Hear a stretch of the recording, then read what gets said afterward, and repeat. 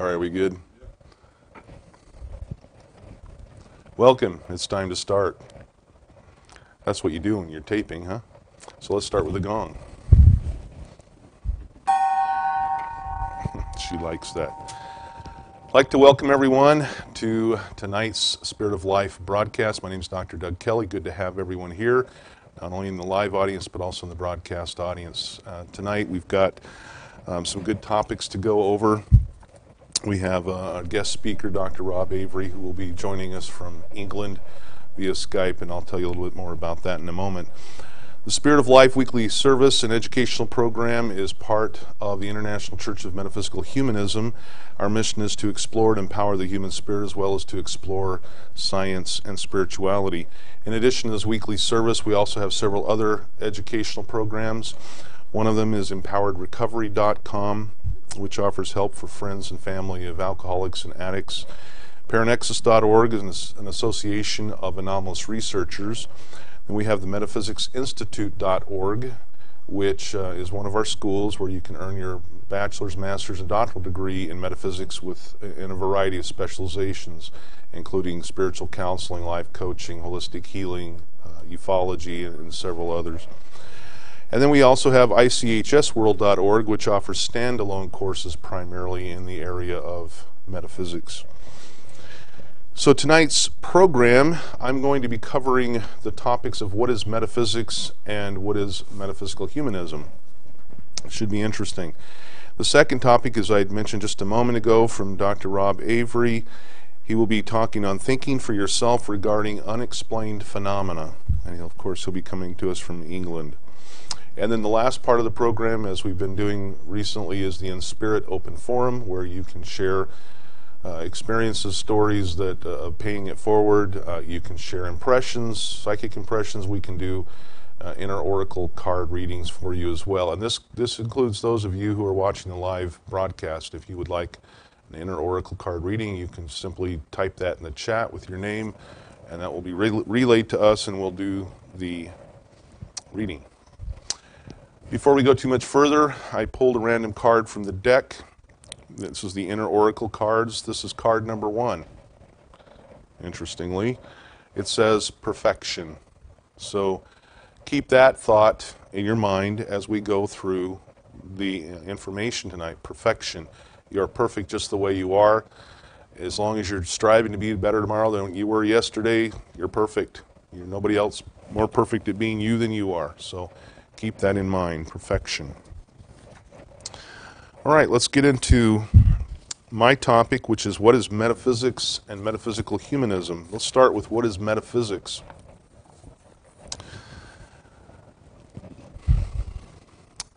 Many, if not most people, don't really understand what metaphysics is.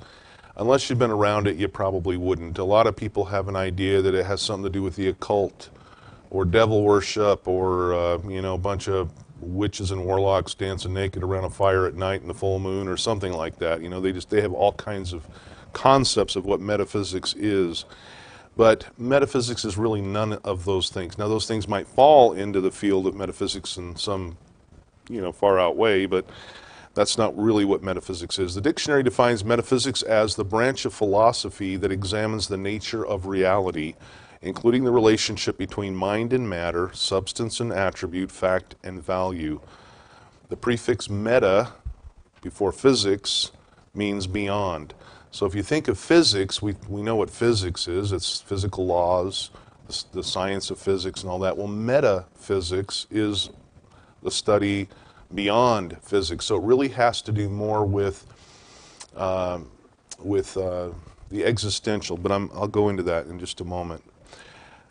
So to put it simply, what is metaphysics? It's the study of consciousness, existence, and reality. That's what metaphysics is, and it's a hugely broad area. Quite literally, every theoretical question that could be asked about nature or the existence of reality falls under the metaphysical umbrella. And this includes religions. Religions are metaphysical. They're striving to answer those questions, such as who are we? Where did we come from? Where are we going? Those are all metaphysically based questions. How did the universe come about? Is there a God? Is there a soul independent of the body? Is reincarnation real? What happens when we die? How about ghosts and spirits? Do they exist? What about the human mind? Is it located in the brain or is it outside the brain? Is there any other sentient, sapient life in the universe? Are there other universes? What about time? What is it? Good metaphysical question. Do my thoughts affect my life? And another one, why don't the standard model of particle physics and quantum theory play nice together? In other words, you know, they're seeking the theory of everything where they can kind of blend these two theories together, but they haven't found it yet. These are all metaphysical questions, metaphysical in nature. Metaphysics is not a religion in and of itself. It's simply a branch of philosophy that deals with consciousness, existence, and reality. But again, as I mentioned a moment ago, religions do fall into that because everybody's trying to answer that question, those big three, you know, who are we, where we come from, where are we going? Here's another way to look at it to understand what metaphysics is. Much of physics deals with the tangible. Metaphysics deals with the intangible. You can think of it that way. For example, physical science generally addresses the what and the how. Metaphysical science addresses the where, the why, and the when. I'll give you an example, taking an automobile, for example. Many fields of science deal with what it is, how it was made, how it works, how the parts work together. Those are all tangible physical, they work together from physical laws. So they're all tangible things. Metaphysics deals with why does the car exist? Who created the car? You know, when did it come into being? Those are all metaphysical based questions. And just to be clear on this, all scientific fields delve into the intangibles. Even if you're building a car, you're going to have to deal with some of the intangibles at some point, but that's kind of the separation. So think of physics as dealing with the tangible, metaphysics is dealing with the intangible. There's also the area of cause and effect.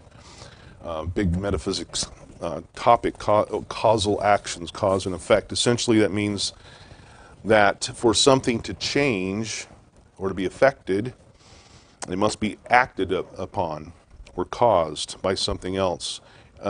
Probably an example most people will know of is the law of sowing and reaping. Karma is another widely held belief that's based on cause and effect.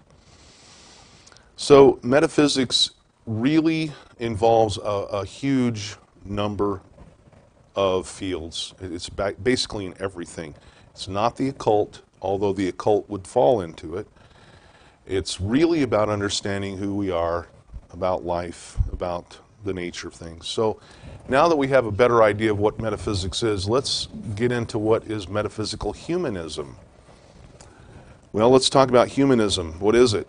Well, humanism is simply the focus on human values, dignity, welfare.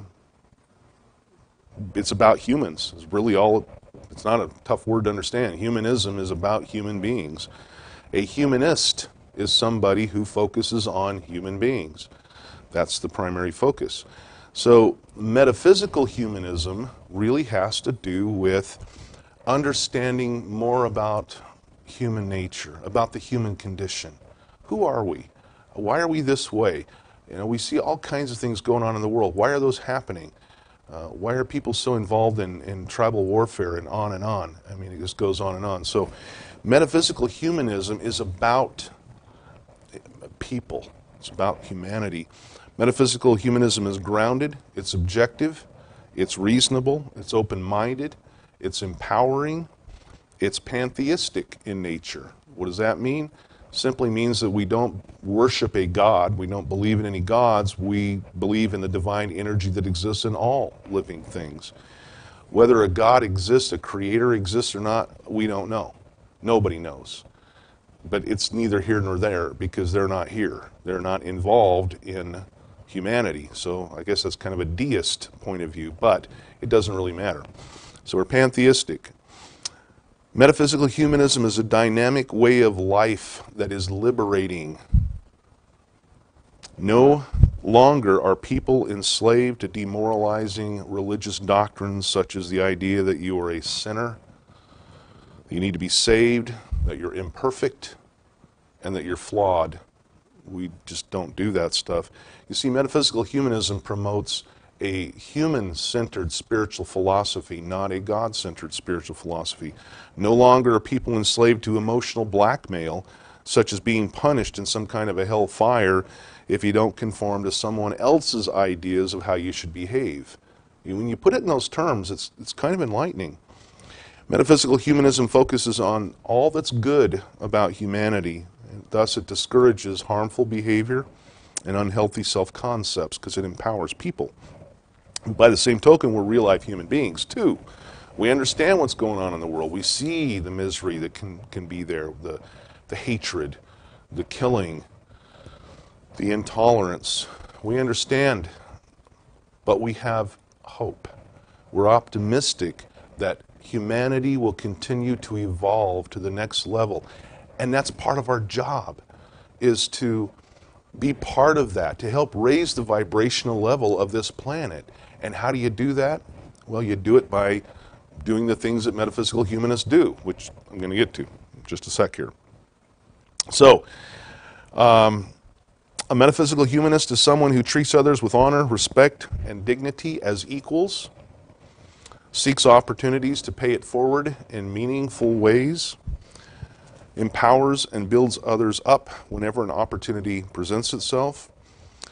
Metaphysical humanists seek to understand human nature and the human condition. They seek to explore the unknown with a focus on what it means to the human condition. Just to expand on that, in my opinion, there is no nobler cause, there is no nobler calling than to understand how all this stuff works with respect to the human condition. For example, do UFOs exist? Well, some people believe yes. I personally do too. Some people say no. What about ghosts and spirits? Are they real? Some people say yes, some people say no.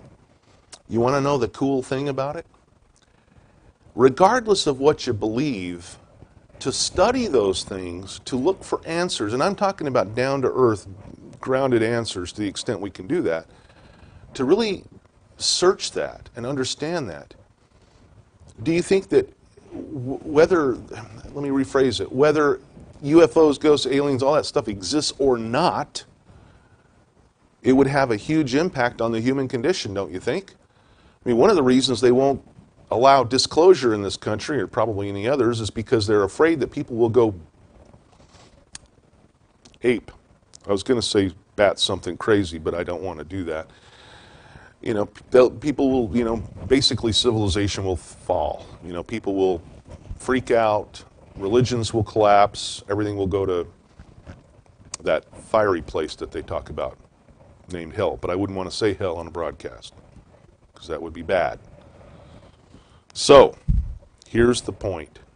Whether aliens exist or not, the idea is it will have an impact on the human condition. If they exist, wow, we know we're not alone in the universe. Of course, any smart person will know that, but we would have proof that we're not the only ones in this universe.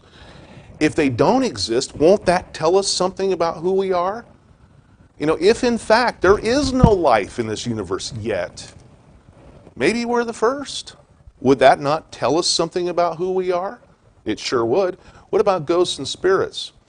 If they exist, wow, that tells us something about the human condition, doesn't it? It tells us that we don't die. We go on. But what if, just what if, there are no ghosts and spirits?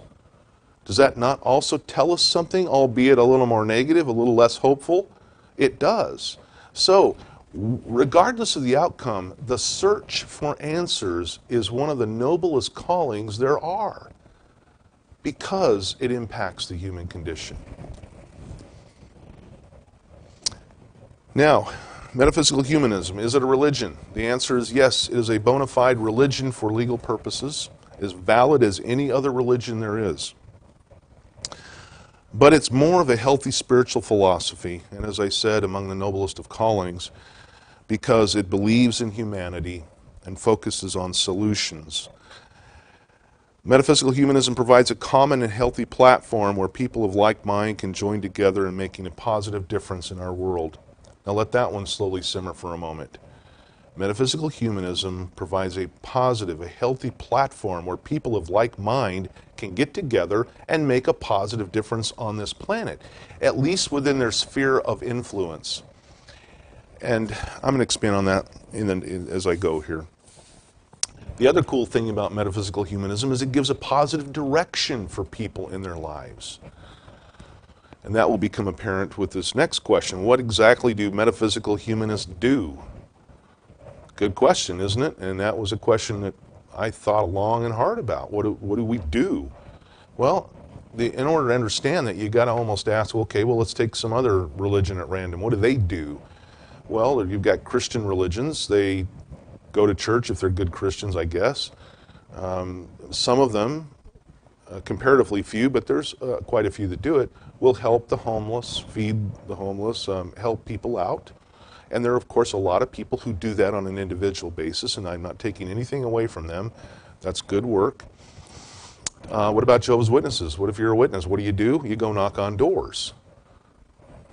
Not the most exciting thing. I know what I'm talking about. Been there, done that. And not only do they not like it, but the people at the doors don't like it. But you look at these religions, what do? Well, they're all characterized by something. So what do metaphysical humanists do?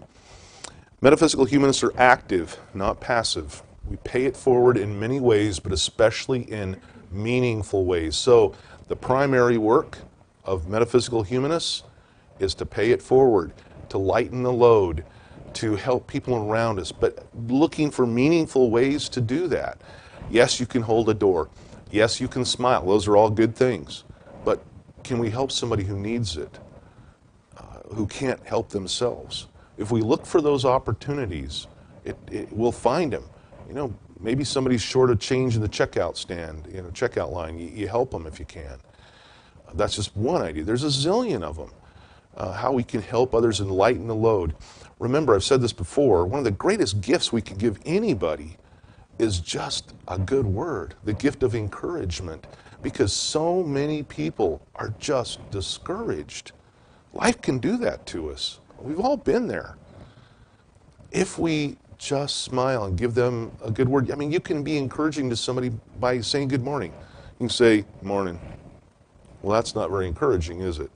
We can say, wow, good morning, how are you today? It's good to see you. And you look at them in the eye.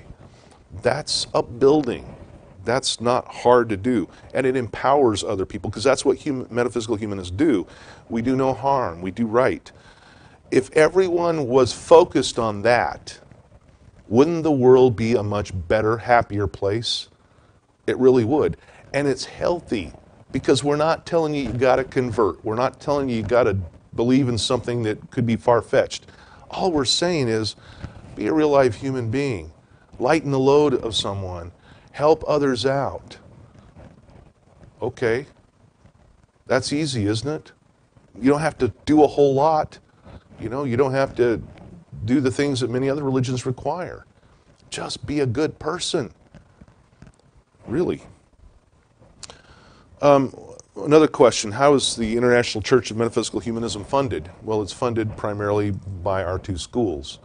Those are considered, the tuition is considered donations. We also take donations, and we thank those of you who have donated very much, because every little bit helps. And I hate talking about donations, by the way, because I don't like asking for money. And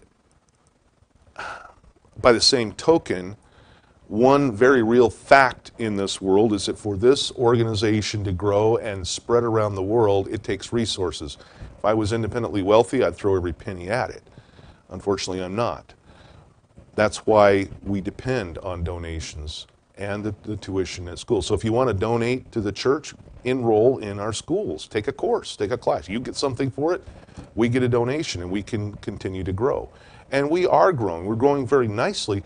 We're certainly not growing like a Christian religion might, because we're not Christian, and most people are. But we're still growing. We're doing well. In fact, the very existence of this Northport Metaphysical Center here is evidence of that. The school covers this, and we're good. And it's a broadcast location, and it's a place for local people to come and to get together. So that's the extent of my talk on donations. How do you become a metaphysical humanist? The first step is to register at metaphysicalhumanism.org. Now, when you register, you'll become an associate member. That's the only membership level we really have at this moment. But in the near future, full memberships will become available, especially once the Enchiridion is completed. I'm working on that. Enchiridion is a fancy word for handbook.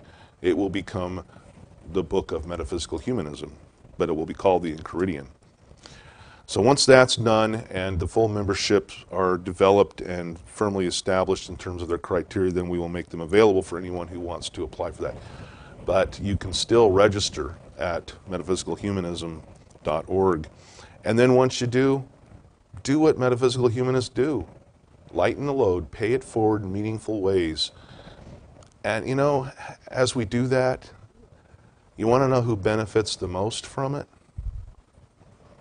We do. When we're helping other people, we gain the most. It's like that old expression, you know, if you want to feel good about yourself, you want to feel good about life, the more you give it away, the more you keep. Kind of a paradoxical thought, but you give that away and you keep so much joy and happiness from it. So, here's a call to action. If you've been inspired what I've been talking about over the last few minutes, then I would like to warmly invite you to be a part of this. Really. Throw your voice in. Join in this vision. Join in this cause, because it is a noble and worthy cause. You know, go to metaphysicalhumanism.org and register. If you're already a member, then continue to do things that I've talked about here tonight. You know, pay it forward, lighten the load. You can support ICMH Church by telling others about what you're learning, you know, supporting the church financially or enrolling in a degree program or in just a standalone course. You know, and I hope sincerely that everyone will hear this call to action, that will respond to it in a positive way and become a member, and thus we all gain more power because we're more powerful together, right? You've heard that before. We are more powerful together in many ways, not just, I mean, our consciousnesses are together, and that's powerful too. Now, next week, I'm going to be talking on a similar related topic. It's going to be finding the meaning and purpose of your life, but it's really going to involve practical metaphysics as well. You know, what is our reality and how can we make the most of it? And that directly involves our meaning and our purpose. So I hope you'll join me next week. All right, next up on the program, we have a guest speaker. Before I announce our guest speaker, this is a statement I'd like to make, directed at no one in particular. While we are always interested in new and different perspectives, the views of our guest speakers do not necessarily represent the views of the International Church of Metaphysical Humanism. Okay, so tonight, Dr. Rob Avery will be talking on thinking for yourself regarding unexplained phenomena. Let me tell you a little bit about Dr. Rob. He is a certified paranormal investigator with a special interest in hominology, which is a subfield of cryptozoology. He is the author of the newly released book, A Metaphysical Guide to the Search for Bigfoot. Dr. Avery earned his PhD in hominology from the Institute of Metaphysical Humanistic Science and is speaking to us from his home in England via Skype. Dr. Rob, welcome to the program. Nice to see you. Good evening. It's a pleasure to be speaking to you here from England at just before midnight. Although I must admit it's a little bit strange talking with this headset on. I feel as though I should be working in a drive-thru and asking, do you want fries with that? This is an example of how appearances can be deceptive. It's human nature to judge or try to make sense of what we're seeing, and this can lead to assumptions. No doubt, subconsciously at least, you've made some assumptions about me from the way I look, but at this late hour, for all you know, I'm wearing my pyjamas underneath this camera. This is because we see what we know, but not necessarily know what we see. It's imperative to get the whole picture on a subject, get all of the information available before we make any conclusions. This is particularly important when investigating. Our logical mind wants to understand what it's seeing, and so draws conclusions within our knowledge base.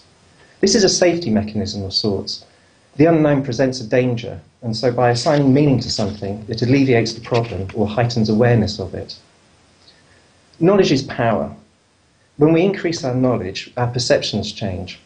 And therefore, when we're thinking for ourselves, when dealing with paranormal problems, it can create some problems because of our knowledge. We need to be conscious of these problems before we draw any conclusions. The first problem is the aforementioned knowledge base. We all draw on different experiences, and these unintentionally lend our theories bias. It's essential to recognise and to eliminate these biases, and accept that we're not experts in any given field, and that our knowledge at the moment is finite. This doesn't mean that we can't learn more. It just means that if there is something that we can't explain, it doesn't mean that it can't be explained. We need to identify the gaps in our knowledge and to fill them. This will lead to firmer foundations on which we can build our theories. An example of this might be ghostly tappings in a supposedly haunted house. Taking away any witness statements for the moment, I'll deal with those later, we need to equip ourselves with the relevant information. Now, obviously, we can't expect to know everything about that particular house, and so we have a gap in our knowledge, and this is where we have to investigate for ourselves. There might well be a more rational or earthly explanation rather than a disgruntled ghost teasing the occupants. It might be as simple an explanation as old loose water pipes that are thawing in the winter chill or expanding during unusually hot weather.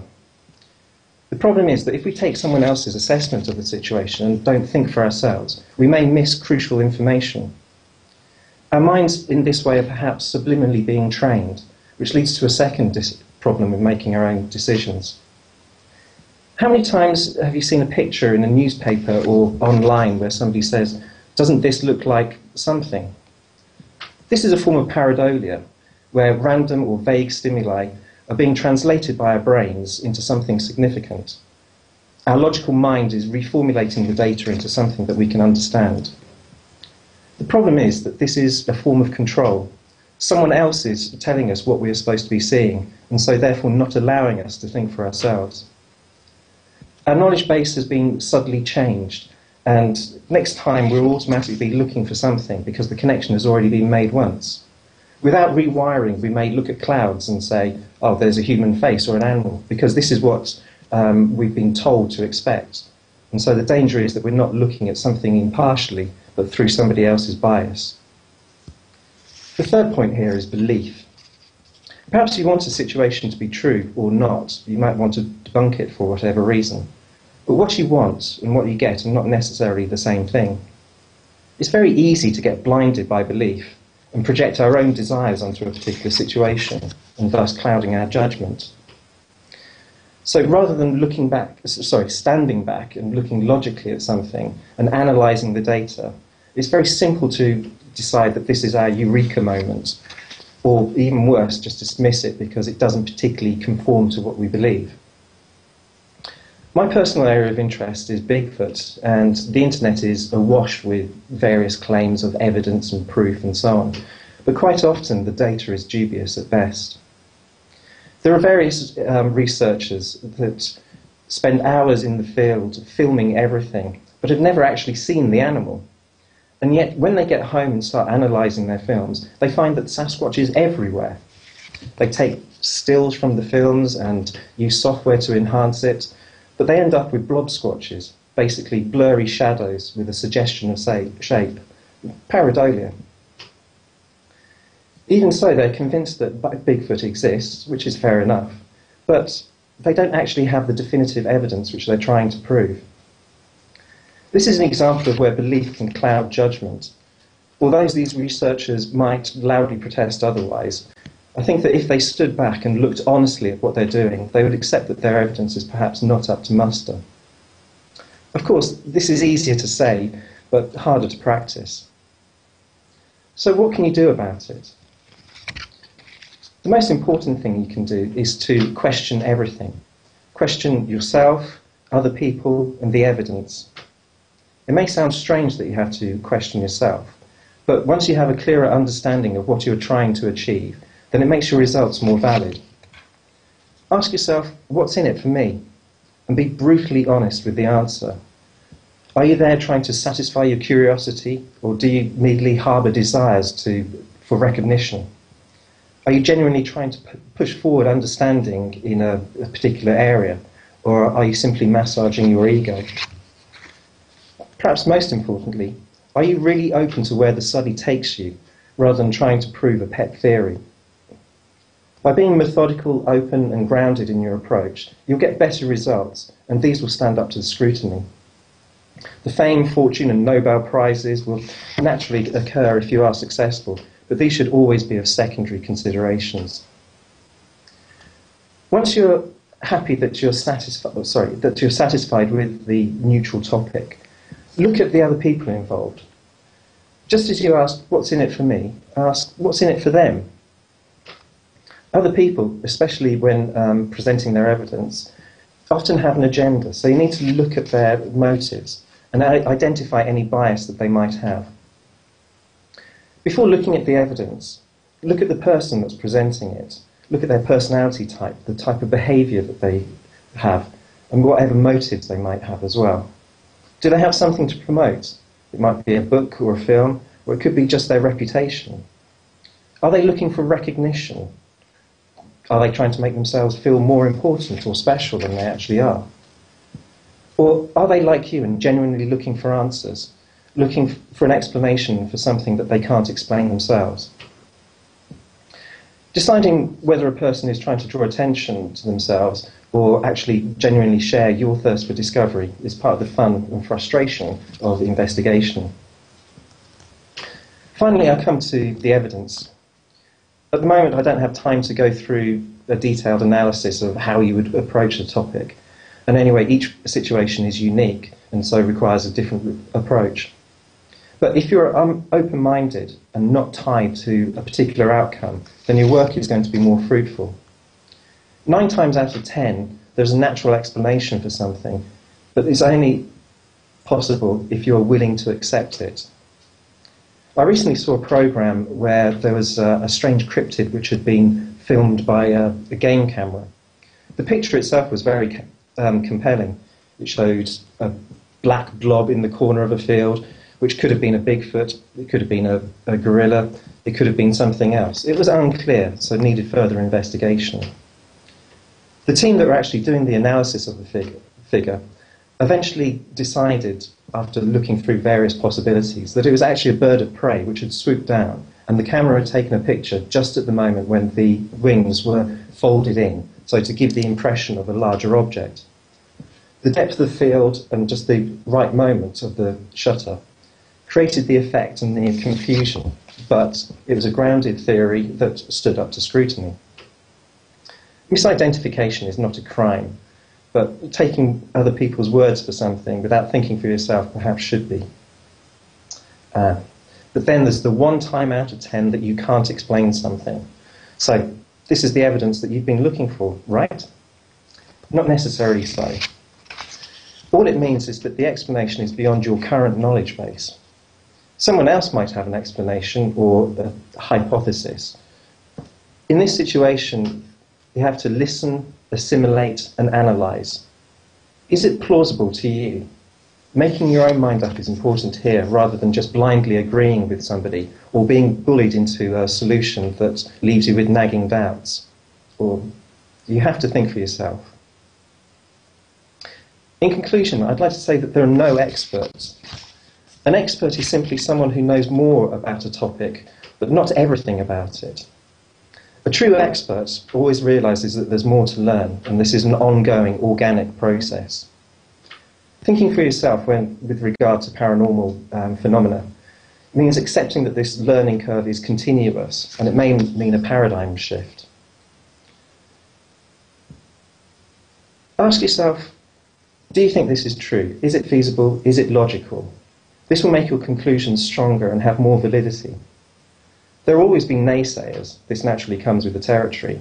But if you have grounded theories to back up your convictions, theories which you've developed and tested yourself, when you're questioned about them, the answers will come from a basis that you understand, rather than relying on other people's concepts, which maybe you don't understand or totally agree with.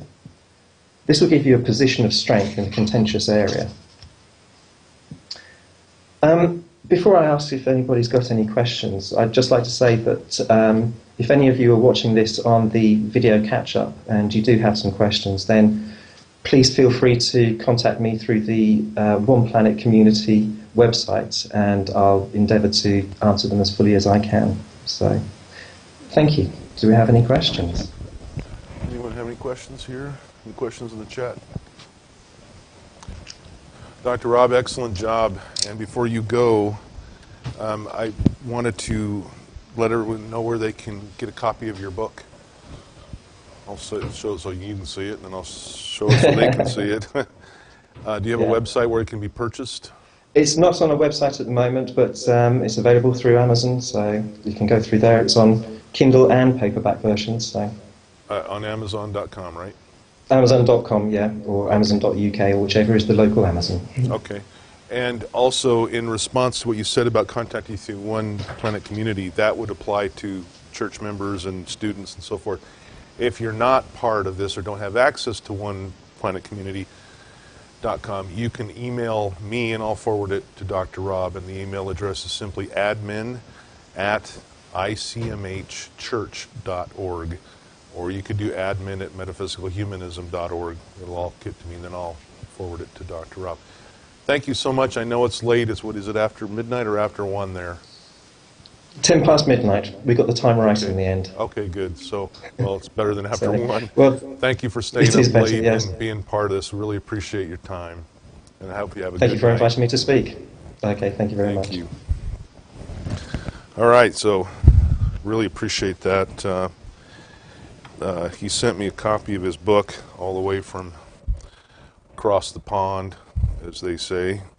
And if you want to look at it after here, for those here, you can certainly do that. I get an honorable mention.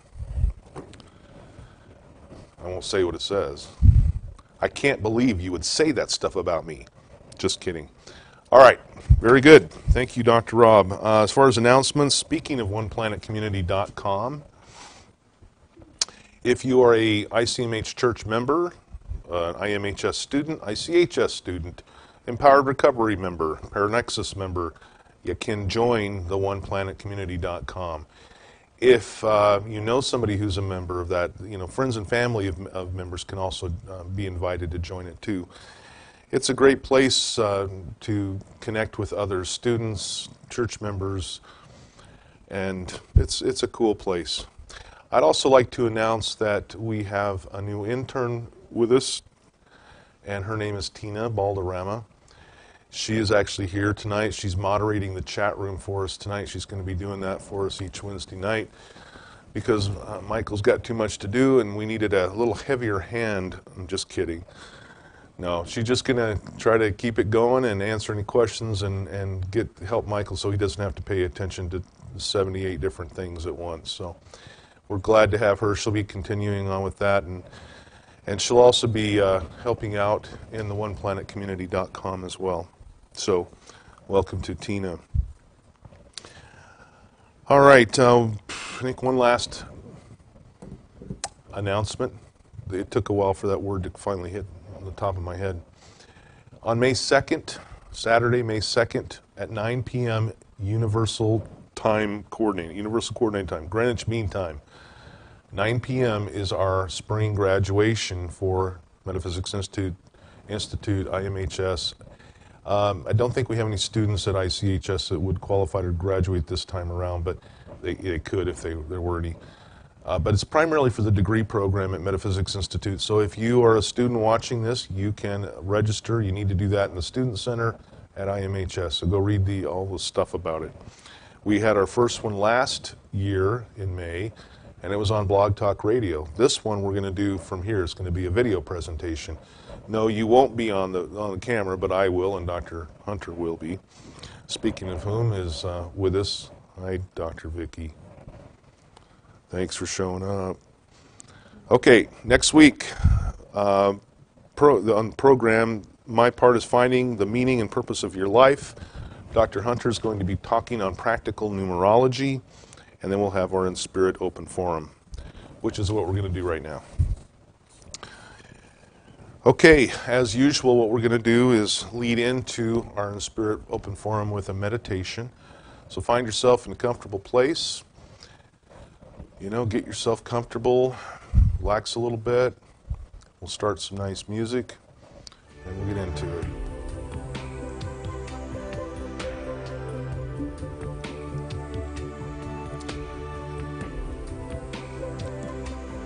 That's rocket music. But you know what? You can relax to anything. So take a deep breath in through your nose. Hold on to it to the mental count of 3. And just relax. Just allow your breathing, the rhythm of your breathing, to help you to relax, to help you go to a peaceful place. Focus on the music. Feels so good to just stop for a moment and just relax. Take another deep breath in through your nose. Hold on to it to the mental count of 3. And just allow all the air that you breathe in to uplift you. And I wonder if you can imagine right here and right now that beautiful ball of light that's right above your head with all those tentacles of energy connecting out to all that is. And that ball of light is you. It's your higher self. It's your soul light. Just imagine bringing it on down into your body, to the middle of your body. See it begin to fill you up with bright light, nurturing light, healing light, encouraging light. As you take another deep breath, I wonder, can you feel its energy invigorating all parts of your body?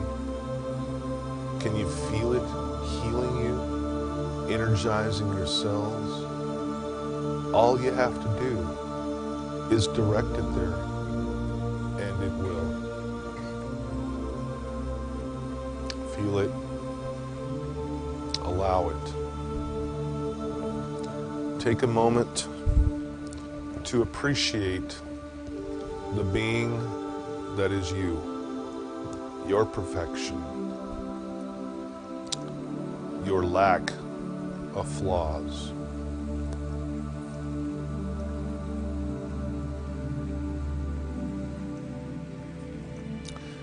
I want you to also see other people in the same way. Everybody has their stuff, this is true. But most people are trying to do the best they can with the knowledge, experience, and resources they have at the moment. We understand this, and our compassion goes out to the world. I want you to take just a moment and send some of that abundant energy that you have to those in need. Someone you know that perhaps is ill or not doing so well, or that needs encouragement. Take a moment of silence to do just that.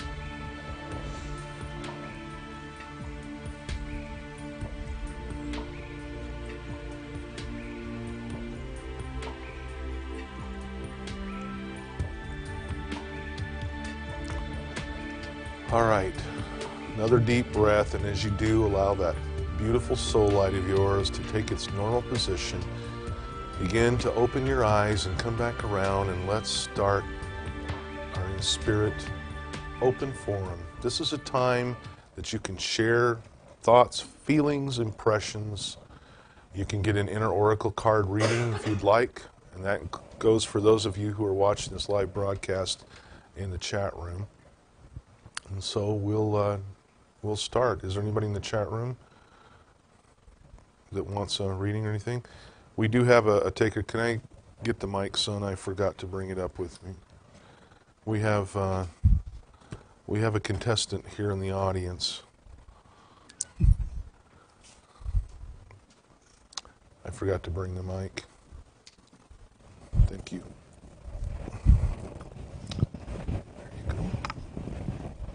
Hello, everyone.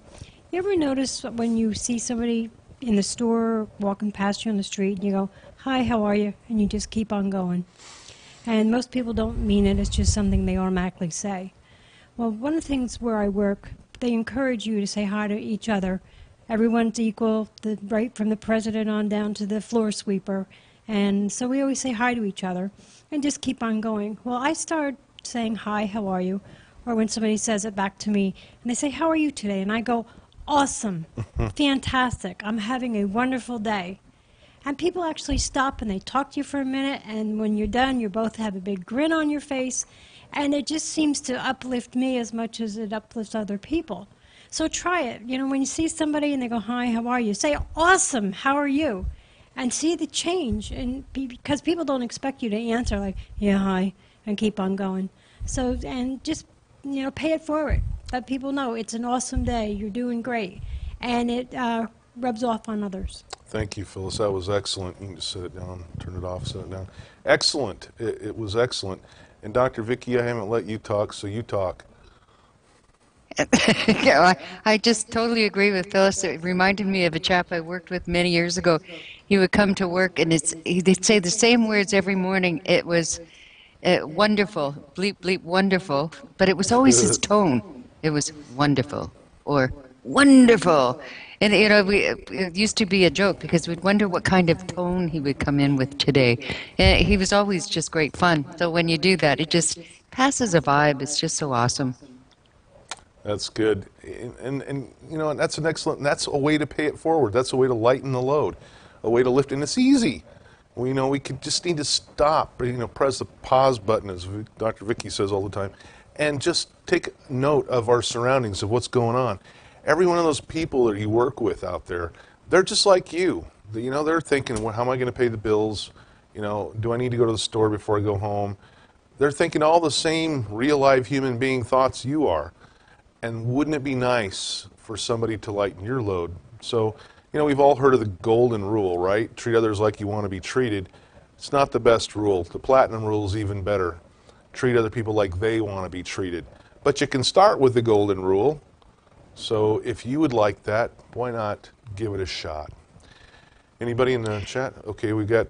Yeah, actually, Jenny, okay, good. Jenni, would like us to draw a card. And Dr. Angie Kittle is with us tonight, Doug, one of our graduates. She's with us, and she's got guests sitting around her computer. Wow, and she's got somebody with her who'd like a reading. so if we can maybe see what's up for Jenny here. All right, Jenny, good to see you back. I'm thinking...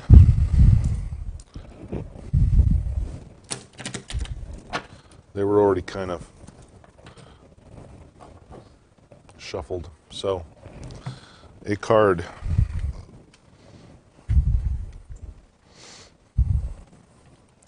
It's this one. Number 2. Wow. Ooh. I pulled number 1 for tonight. This is number 2. It's esteem and validation. Esteem and validation is part of the Life Leadership Paragon suit under self-acceptance, esteem and validation. Well, you know, for Jenny, this would have some meaning then. Self-esteem and self-worth, based on internal expectations and validation, not to be confused with them-esteem. Very important, you know, them-esteem, which is self-worth based on external expectations and validations. That's what other people think. High self-confidence is not the same as high self-esteem. Self-validation is the highest regard you give to yourself, fully experience the truths of your own path.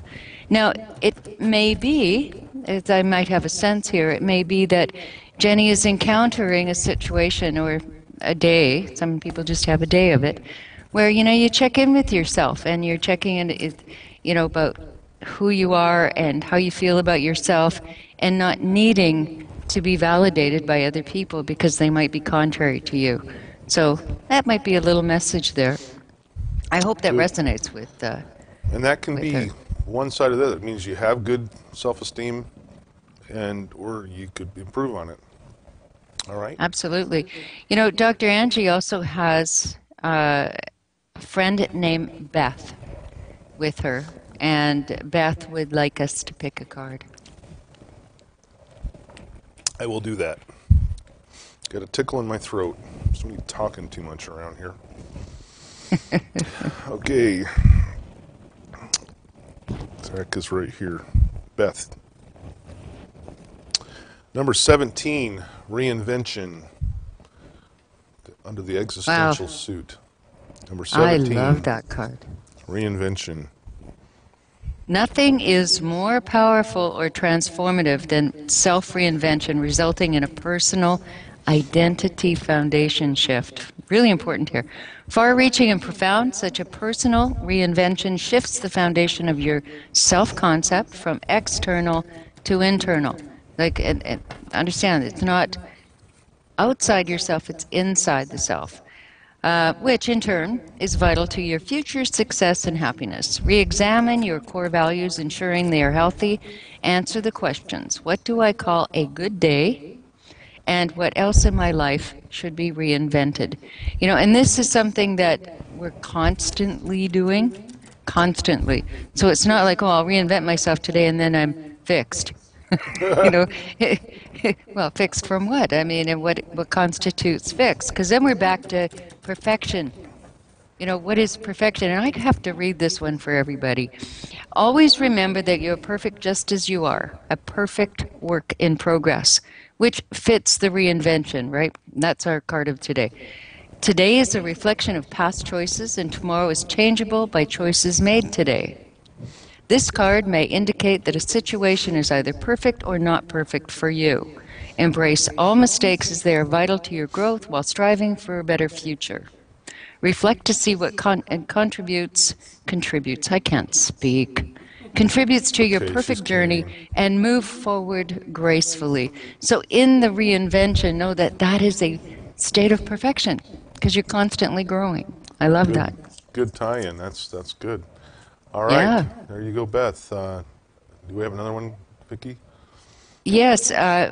There is Samantha, who is Alexandra's daughter. And they're sitting at their computer watching tonight, too. Oh, so welcome. Thanks for being with us, everybody. So this is so her for name Samantha? is Samantha. Okay.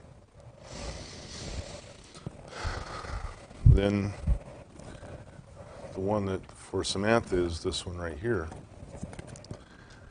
Number 23, meaning and purpose. That's a good tie-in for next week's discussion. Yes, Number it sure 23. is. But again, meaning and purpose can tie into perfection too. See, it's all And intertwined. It is. The meaning of life is built upon values and beliefs and remains constant. The purpose of life is the action plan for the meaning of life. The purpose can change. A sense of purpose always evolves. The question is not what is the purpose of life, rather it's what's the purpose of my life. So that's another really important distinction to make. True fulfillment comes when embracing your heart's desire with both meaning and renewed sense of purpose to fulfill that meaning. This card can also relate to the meaning purpose of a specific situation or lack thereof. So there's very well, I'm sensing here, it could very well be a situation where you're asking yourself, why are you doing this? Or what am I supposed to do? Or so find the continuity, find that value that you have, the exchange of value, but again, what makes you feel good. So, and it has to be consistent. Always, it's wonderful to do for others, but you never lose yourself in who you are when you're doing for others. So that's point. important here. Excellent I hope that point. helps, Samantha. And I just want to expand on that too. That very good point. We want to do good for others. We want to pay it forward, right? We don't want to do it to our own demise. That's codependent. We don't want to help. We also don't want to help people or to enable them either. If they're doing something that's harmful to themselves or anything, we don't want to continue to help them to do that. I mean, it's their choice if they want to. We just don't have to assist them. So, good point. Do we have another? Unless Michael is seeing something, I'm multitasking here. So Do you see anyone else? if Michael sees something that I don't see, All right. Then I would like to pull one to wrap it up. Select a card to wrap it up. Sounds and good. maybe we can tie it all together. Of course, it doesn't matter what card it will be. I'm sure Dr. Hunter will be able to tie it together. Shifted on her. Okay. Everything So- is connected. Yeah, it is, and you're really good at that. This one that I won is right here. Open-mindedness. That's easy. That's number 38, sorry. Number 38 Number is open-mindedness. 38. I mean, isn't that I what know. we've been talking about all evening, really? Being Yes. open-minded, open to healthy things. An open mind is sensible and grounded. An open mind avoids preconceived notions, especially ones that are based on personal agenda. You know, isn't that what Dr. Rob was talking about earlier? I mean, that what a perfect fit there, too. You know, have your own mind, ask questions, you know, discriminate. So again, especially ones that are based on a personal agenda, a pet theory, or a preferred belief. An open mind is not gullible or credulous. Rather, an open mind thinks critically and searches for additional possibilities. It absorbs knowledge and searches for credible solutions and conclusions. So again, what Dr. Rob Avery was saying earlier, I mean, I love the points that he was making because they just make so much sense. It's like be yourself, use your own mind, use that critical thinking, but especially have an open mind. So know what you believe that could interfere, or you could have a bias. So, you know, just bring in more information, well-rounded. So I think that this is a perfect fit. I think we got that one. Yeah, excellent. Good wrap-up, too. And just by way of conclusion, I'd like to, again, thank Dr. Rob Avery for being here tonight with us. His book, The Search for Bigfoot, A Metaphysical Guide by Dr. Robert Avery, you can get it on Amazon.com. So look for that, newly released. Next week, again, our topic's on purpose and meaning. And Dr. Hunter will be doing practical numerology. So then that's always a fascinating topic, and it's practical numerology. So it's an interesting thing. She teaches a course on that at both IMHS and ICHS. So that's there. I'd like to thank Michael Kelley for doing our engineering. Thank Tina Balderrama for helping in the chat room. Thank Dr. Hunter for showing up. Just kidding you. I just give I her. always She's show always up. here. I always I'm show always here. I'm always always here. here. She's always around, and she does a great job, and I appreciate that. And again, thanks, Dr. Rob Avery. So until next week, folks, listen, think, learn, grow, and live. Good night.